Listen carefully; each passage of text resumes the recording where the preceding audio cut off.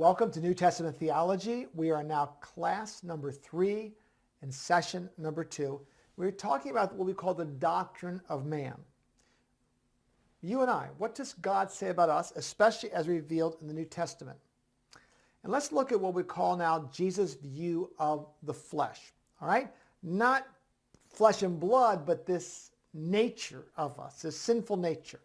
So in Jesus' view, there's no hint of the Gnostic dualism in which the physical is only evil. Jesus never says that the body itself in itself is evil. There's also an absence of asceticism. That is, you're going to deny everything. You're going to live the life of a hermit. You're going to deny yourself every physical pleasure you would enjoy that some of the philosophers and even some of those of monks and those in Christendom would advocate. Let's go and see that in Matthew 11, 18, 19. Matthew 11, 18 and 19. Jesus says, "For John came neither eating or drinking, and they said, 'He is a demon.' The Son of Man came eating and drinking, and they say, 'He's a glutton and a drunkard, a friend of tax collectors and sinners.' But wisdom is proved right by her actions." Jesus enjoyed a wedding at Cana of Galilee. He was there for that wedding, celebrated. He enjoyed eating. It says here, eating and drinking. He enjoyed food and fellowship and people. He didn't live the life of an ascetic. You know, during the days of monasticism, people would live in a cave their whole life. Some people would sit in a high pole to try to punish themselves. Even Martin Luther, before he was saved, climbed the steps of the Vatican on his knees to punish himself and to show God that he was really sincere. And we don't see in Jesus any of that type of thing. So also, Jesus said the defilement of man comes from inside and not the outside. Whereas the Pharisees said, wash a cup, go through the religious rituals. That's the way you please God. Look at Mark 7, verse 14.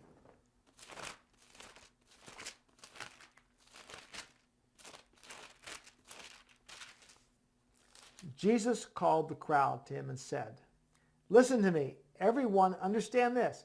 Nothing outside a man can make him unclean by going into him. Rather, it is what comes out of a man that makes him unclean."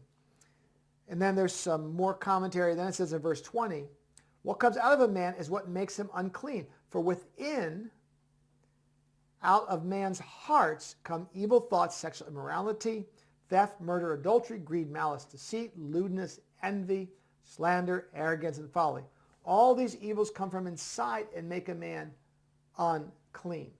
We also read another passage where Jesus then declared all foods clean. But if we feed the flesh, it can dominate over the spirit. Matthew 26:41.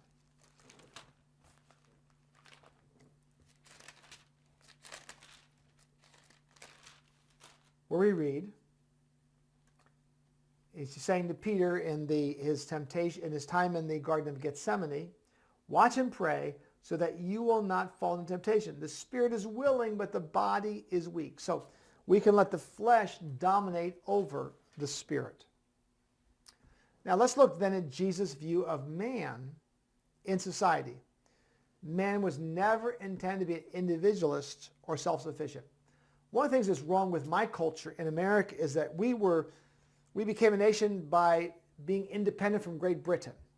We had great pioneers develop our country, and we have always admired the independent spirit. Even in American movies, there's always a winner and a loser. This individualist. There's not team collaboration and working together and society and group. My culture focuses on individualism and self-sufficient, the self-made man we talk about, where Jesus saw the community aspect of man and not this, and the submission to God and not this I can do anything type of philosophy. And Jesus was deeply concerned about those who were socially deprived, the poor, the needy, the deaf, the blind, and lame. Sometimes in our society, especially in my Western society, we get so focused on prospering and succeeding, even in church work, that we neglect the poor, the needy, the deaf, the blind, the lame. We'll see later Jesus' focus on women and children to show his care for all parts of society. And Jesus was also a friend of sinners. He spent time with societal outcasts. He was mocked, ridiculed. Why do you hang out with those people? You should be hanging out with us. Tax collectors, they were the lowest strata of society because they not only collected the taxes of Rome, which were exorbitant, but they had to collect a profit to live on. They didn't get a paycheck. So they were hated. You think of the most despised people of society. What class is the most despised people of society?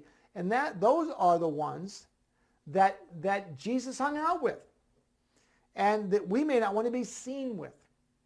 And so it's important to understand that. What does it mean for us to be a friend of sinners? Very important for us to consider that. We like church and worship and group and Bible study and men's group and ladies group and fellowship and church suppers. But are we a friend of sinners? And what does that mean for us to be like Jesus, to be a friend of sinners? And then we see the Sermon on the Mount contains much teaching about man's responsibility to his fellow man. You see, we have two relationships the Bible is very clear about. We have a vertical relationship with fellow man, or a horizontal relationship with fellow man, and a vertical relationship with God. So then we read about the personal responsibility which falls on man. What's my responsibility? What's expected of me as a man? And that is, first of all, we are to obey God. Luke 17:10. Luke 17, verse 10. So you also, when you have done everything you are told to do, should say, we are unworthy servants. We've only done our duty. We're to do our duty before God. And man is completely accountable to God.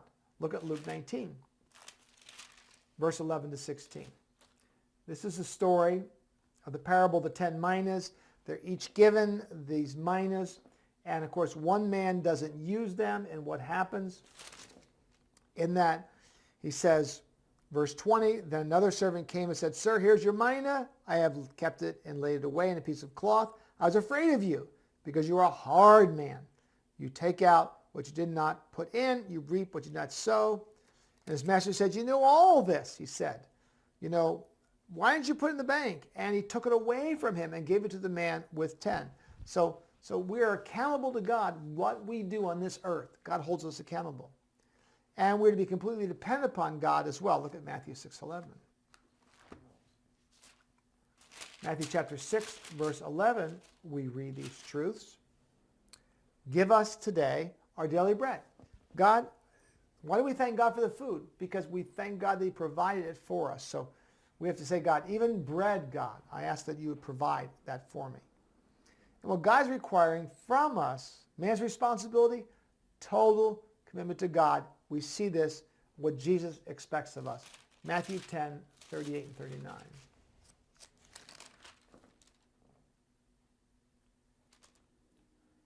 And anyone who does not take up his cross and follow me is not worthy of me. Whoever finds his life will lose it. Whoever loses life for my sake will find it. We must take up our cross daily and follow him. He's asking for us total commitment, that whatever it takes to be his follower. Now, the next subject I want to look at, I think is very, very important for us in our society, and that is the relationship of men and women. For most of all of humankind, women have been subjected to male dominance. They have been beaten, they have been abused, they've been raped, they've been treated as lesser citizens, they didn't have the right to vote, didn't have the right to own property, and even in the Muslim world, women are still subject to terrible abuse. In wealthy Middle Eastern countries, they can't vote or drive cars, they can't have driver's licenses, and again, this terrible subjugation. So it's important for us to see, what did Jesus say about the relationship of men and women? So let's lay some foundation. First of all, Judaism was a male-dominated and gave little respect to women. A Jewish man would pray, oh God, thank God I'm not born a dog or a Gentile or a woman. They put dogs and women in the same category. That's how they thought of women, as well as non